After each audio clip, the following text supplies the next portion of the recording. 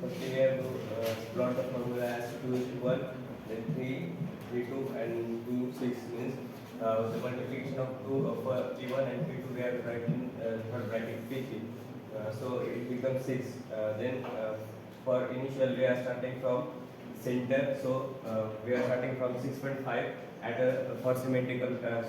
So first there is single input from prime mover motor, and there are two outputs. So first from single input we are considering two outputs and gap is 1. Then for second stage we are considering two inputs and two inputs and three outputs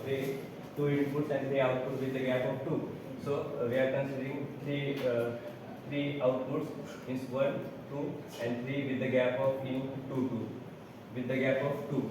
And for the last stage, for third stage, we are taking six inputs and two outputs each with the gap of 6.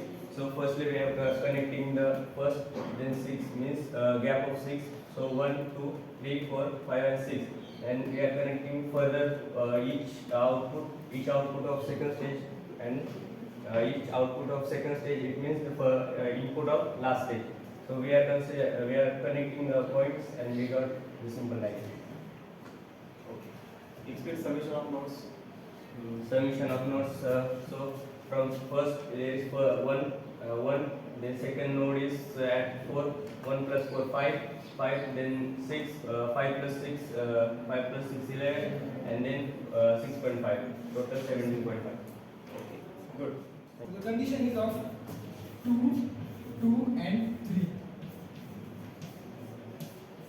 So okay, the first value is always 1. The second value is of P1. And the third value of P3 is product of P1 and P2. So it will become, okay, correct? Now the next one. So the value of x1 is input and gap, and value of P1 is output.